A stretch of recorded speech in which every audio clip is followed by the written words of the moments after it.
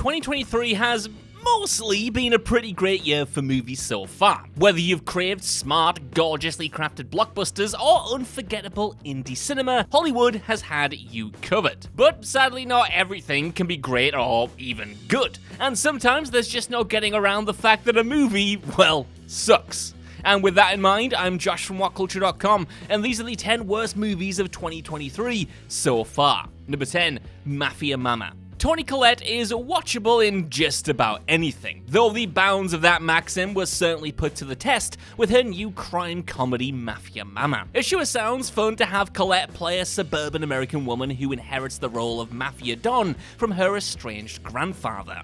Yet Catherine Hardwicke's film is ultimately a flaming train wreck of ideas and tones. For one, it can't quite decide what kind of movie it even wants to be. Is it a goofy, broad, fish-out-of-water comedy about a woman taking over an Italian crime family, or a nastier, more violent rendition of that concept? These sillier elements clash harshly with its surprising splashes of brutality, ensuring that this is a wildly uneven, throw-everything-at-the-wall farce that's more bewildering and irritating than entertaining. Collette is at least clearly having a ball here, which keeps the movie firmly in the number 10 spot on this list, but given the concept's giddy potential, it's a mostly wasted opportunity that came and went without making a dent. Number 9, Marlow. Marlow may not be the very worst film of the year, hence it being number 9, but it is unquestionably the most boring bad film of 2023 to date. As appealing as the idea of having Liam Neeson play an aged version of Raymond Chandler's legendary detective Philip Marlowe might be on paper, this charmless, agonizingly dull effort is ultimately the enemy of both good taste and your best attempts to stay awake. Despite being fronted by celebrated director Neil Jordan and writer William Monahan, both of them Oscar winners no less, Marlow is a weirdly generic, low-effort gumshoe romp from first frame to last. Beyond the predictable, forgettable noir story though, Neeson sadly also disappoints. In attempting to approximate the steely stoicism of the character popularized by Humphrey Bogart, he instead gives a performance you could easily mistake for phoned in. With the right script and filmmaker, this clearly could have been an inspired late career vehicle for Neeson, so you can see why he chose it, but it's ultimately a film where basically nothing works as intended. Number 8, White Men Can't Jump. Do you ever have no idea a film exists, but then feel the insatiable need to watch it immediately when it's brought to your attention? Well, this is one of those, because not a single solitary soul was asking for a remake of 1992's iconic sports comedy White Men Can't Jump, and yet, here we are. Beyond the fact that it's so wonderfully specific to its era, there's simply no competing with the cracking chemistry between Wesley Snipes and Woody Harrelson. And though the remake's lead, Cinque Walls and Jack Harlow, yes, that Jack Harlow, put in a fair enough effort, this is an inferior rehash in every possible way. The script unimaginatively remixes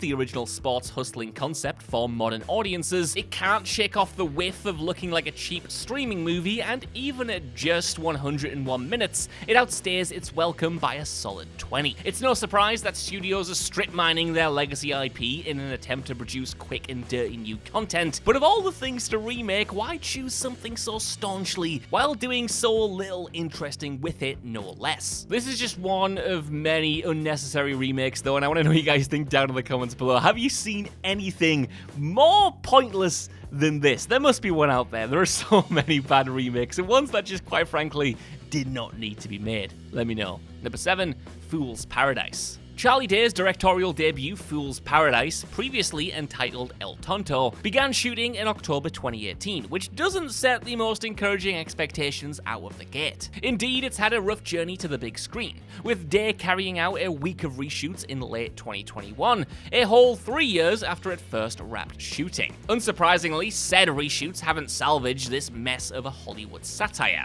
a scarcely comprehensible Mad Libs farce in which Day's mute protagonist, Latte Pronto, suddenly scores a movie career due to his uncanny resemblance to a difficult method actor. Though Day's film rocks an impressive lineup of his actor friends, including but not limited to Kate Beckinsale, Adrian Brody, Jason Sudeikis, Edie Falco, Jason Bateman, Common, Ray Liotta, John Malkovich, and Glenn Howerton, of course, the cameo carousel isn't worth the exhaustion of sitting through the whole thing. Number 6, On a Wing and a Prayer. On a Wing and a Prayer ticks a few easy bad boxes, being a Christian survival drama starring Dennis Quaid and coming from the director of Cats and Dogs 3, Paws Unite. Based on a true story, the film stars Quaid as Doug White, a man who was forced to pilot a light aircraft containing his wife and daughter after the pilot unexpectedly died mid-flight. Not an inherently terrible idea for a movie, I'm sure you'd agree. Yet from director Sean McNamara's tension-devoid treatment to the toe-curlingly corny faith-based throughline, poor visual effects, and overabundance of runtime padding subplots, this is absolute guff of the highest, or maybe lowest, order.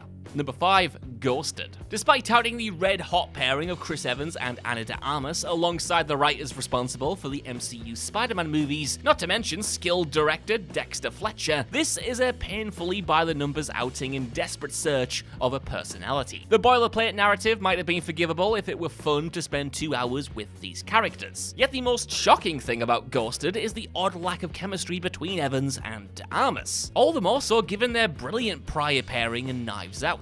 Even generous helpings of action and a glut of surprise cameos from Evans's MCU friends can't do much to spice things up, ensuring that this film feels like it was tailor-made to be watched while scrolling on your phone or doing your laundry. And yeah, this is kind of what happens when a streaming service commissions a movie as content rather than art. Number 4, Assassin Club. From the director of The Transporter Refueled comes this stamina-draining 2-hour slog of an action thriller, starring Henry Golding as a hitman who discovers his 6 targets have all been hired to kill each other, including him. The idea's funny enough, yet this joyless, almost parodically formulaic genre film has desperately little to offer fans of, say, the John Wick movies. Packed with atrocious dialogue, plotting both snoozy and predictable, an excess of characters, anonymously staged action, and risible visual effects, this is an absolute waste of everyone involved. Golding is absolutely a likable actor, yet he just can't thrive in junky action joints like this and Snake Eyes, while Sam Neill gets little to do beyond hamming it up for the cheap seats. And even the usually reliable Noomi Rapace makes an absolute meal of what's apparently supposed to be a Southern American accent. Sadly, there's little in the way of unintentional hilarity to see it through either, it's just a boring way to spend 113 minutes. Number 3,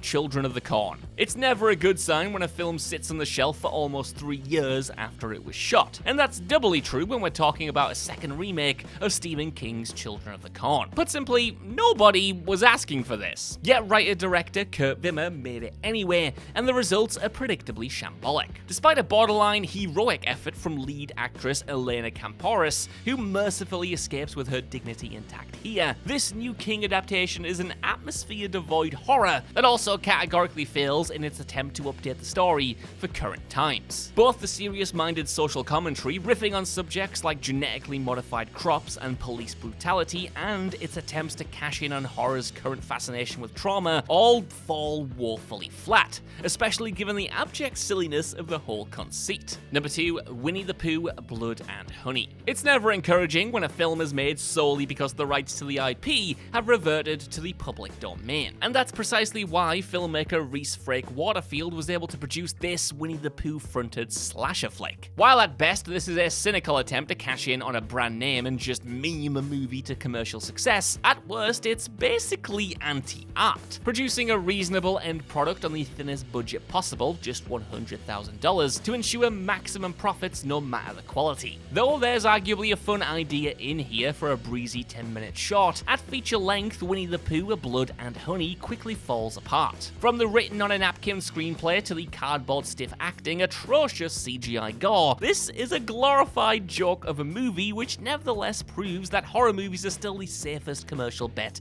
in Hollywood. That's because Blood and Honey ended up grossing over $5 million theatrically, more than 50 times its budget, ensuring that not only is a sequel in development, but a shared universe is in the works as well, featuring horror films centered around Bambi and Peter Pan. Number 1, Blackbird. Blackbird is one of the most staggeringly unhinged vanity projects in recent Hollywood history, with the Lord of the Dance himself, Michael Flatley, serving as writer, director, producer, and star of what can only be described as what you get when you order Casino Royale from Wish. Flatley has created this action vehicle as an excuse for him to play dress-up as a James Bond adjacent secret agent, and it's about as persuasive, or not, as you'd expect it to be. Now look, Flatley is an undeniably talented and popular entertainer, but an actor? Well, not so much, and an action star? Absolutely not. Watching him try to smolder intensely is ultimately more hilarious than anything, and the project's existence as pure wish fulfillment quickly penetrates through its already thin layer of believability. There's something uniquely awful about terrible films clearly made without a shred of self-awareness, and that's really what makes Blackbird a memorable disaster that's quite fittingly being compared